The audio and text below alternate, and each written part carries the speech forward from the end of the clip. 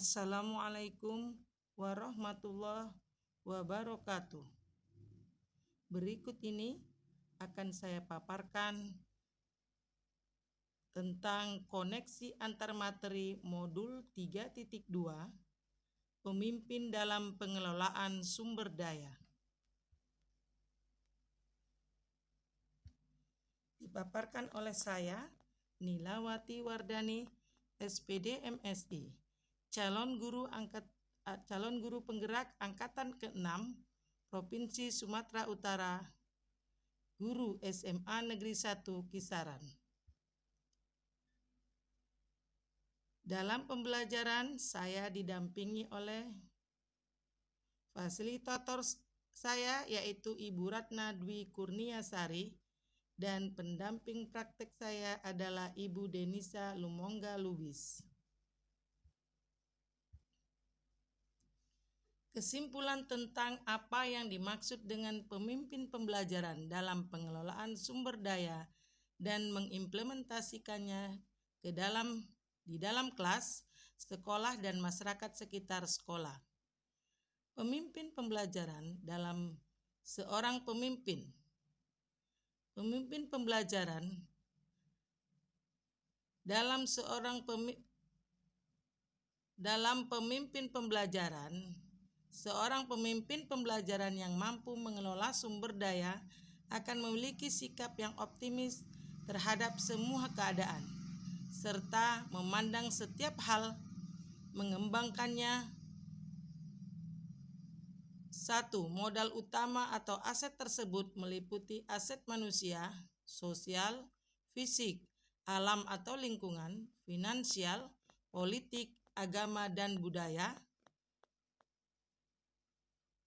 Pengelolaan sumber daya adalah sosok pemimpin yang mampu menggali kekuatan-kekuatan yang dimiliki oleh suatu komunitas dalam suatu ekosistem, baik itu kekuatan yang berasal dari komponen abiotik maupun seorang pemimpin pembelajaran yang mampu mengelola sumber daya akan memiliki sikap yang optimis terhadap semua keadaan, serta memandang setiap hal merupakan aset yang menjadi modal utama dalam mengembangkannya.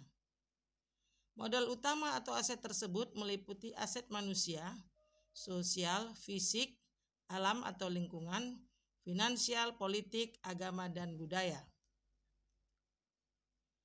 Implementasi di kelas, seorang pemimpin pembelajaran akan mampu mengoptimalkan apa saja yang dimiliki oleh sekolah yang dapat digunakan untuk meningkatkan kualitas pembelajaran sesuai dengan kebutuhan dan minat murid.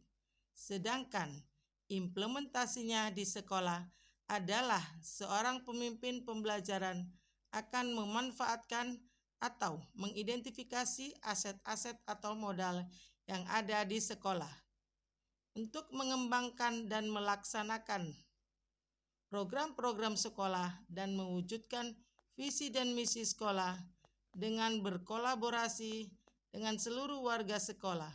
Dan implementasi pada masyarakat sekitar adalah seorang pemimpin pembelajaran yang mampu mengelola sumber daya, akan mampu menjalin kolaborasi yang baik dengan lingkungan sekitar sekolah demi kepentingan dan kemajuan sekolah.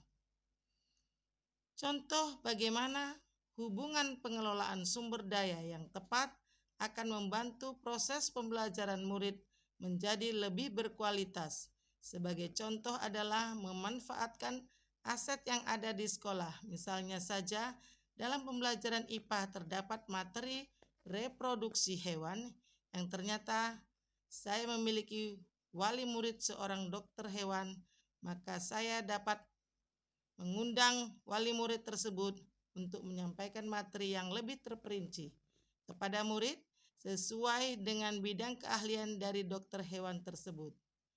Contoh yang lain adalah memanfaatkan lingkungan sekolah untuk melaksanakan pembelajaran IPA secara kontekstual. Jadi, hubungan antara pengelolaan sumber daya manusia yang tepat sebanding dengan peningkatan kualitas pembelajaran, karena kita tidak hanya fokus pada kekurangan tetapi fokus pada kekuatan-kekuatan yang dimiliki oleh sekolah, tetapi kekuatan-kekuatan yang dimiliki oleh sekolah atau aset yang dimiliki oleh sekolah. Pendidikan merupakan suatu proses memberikan tuntunan terhadap segala kekodrat dan kekuatan yang dimiliki oleh murid agar mencapai keselamatan yang setinggi-tingginya, baik sebagai seorang manusia maupun sebagai seorang anggota masyarakat. Jadi, sebagai seorang pemimpin pembelajaran, maka kita harus mengembangkan potensi dan kekuatan yang dimiliki oleh seorang murid agar mampu berkembang dengan maksimal dan memastikan apakah murid sudah dapat mengembangkan potensinya sesuai dengan kodrat alam maupun kodrat zaman dan berdasarkan bakat dan minat yang dimiliki oleh seorang murid.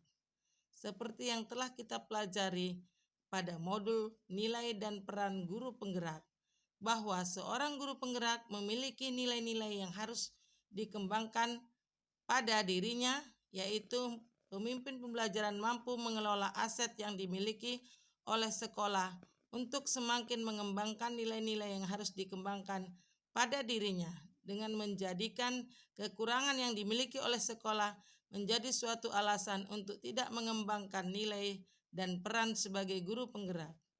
Karena dengan dikembangkannya nilai guru penggerak yang ada pada dirinya akan mudah dalam mewujudkan profil pelajar Pancasila, yaitu beriman, bertakwa kepada Tuhan Yang Maha Esa, dan berakhlak mulia, mandiri, bernalar kritis, berkebinekaan global, bergotong royong, dan kreatif. Kaitan dengan modul visi guru penggerak, seorang pemimpin pembelajaran harus mampu menyusun visi dan misi agar menjadi suatu motivasi dalam bergerak. Di dalam mewujudkan visi dan misi butuh suatu pendekatan, yaitu pendekatan inquiry apresiatif, yaitu suatu pendekatan yang berkreasi pada kekuatan. Hal ini sangat sejalan dengan modul yang sedang kita pelajari saat ini, karena dalam langkah-langkah Bagja dibutuhkan suatu pengelolaan sumber daya yang bersumber pada kekuatan, sehingga dapat mewujudkan suatu prakarsa perubahan yang kita inginkan, yaitu berkaitan dengan perubahan positif yang ada di sekolah. Karena dengan adanya konsistensi dari perubahan yang positif akan melahirkan suatu budaya yang positif. Budaya yang positif dapat terwujud dengan mengidentifikasi kekuatan-kekuatan sesuatu sumber daya yang dimiliki oleh sekolah untuk dijabarkan rencana pada langkah-langkah Bagja. Kaitan dengan modul pengambilan keputusan sebagai pemimpin pembelajaran, pada modul ini kita juga sudah belajar tentang pengambilan keputusan berdasarkan 9 langkah, 4 paradigma, dan 3 pendekatan dalam menghadapi masalah yang berkaitan dengan dilema etika. Dan hal ini merupakan aset manusia yang dimiliki oleh sekolah. Hubungan antara sebelum dan sesudah Anda mengikuti modul ini, serta pemikiran apa yang sudah berubah pada diri Anda setelah Anda mengikuti proses pembelajaran dalam modul ini. Sebelum mempelajari modul ini, saya sebagai seorang guru penuh dengan rasa pesimis karena setiap akan melakukan langkah perubahan yang berkaitan dengan peningkatan kualitas pembelajaran, saya selalu memikirkan tentang hal-hal yang berkaitan dengan kekurangan yang dimiliki oleh sekolah maupun dimiliki oleh saya sendiri, sehingga hal ini membuat saya malas untuk melakukan perubahan tersebut. Jika fasilitas yang saya butuhkan tidak memadai atau tidak dimiliki oleh sekolah, dahulu saya berpikir bagaimana bisa meningkatkan kualitas pembelajaran jika fasilitas yang ada tidak memungkinkan untuk saya melakukan hal tersebut.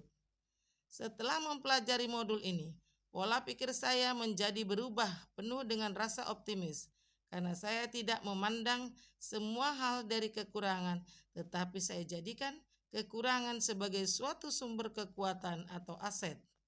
Saya jadi dapat mengidentifikasi aset atau modal yang dimiliki oleh sekolah, sehingga dapat mewujudkan perubahan yang saya inginkan terkait dengan peningkatan kualitas pembelajaran.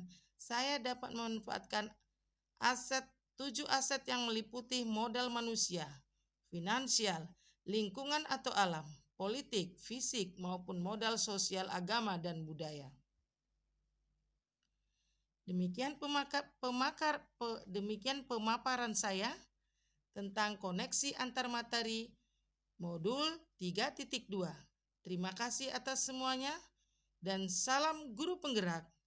Wassalamualaikum warahmatullahi wabarakatuh.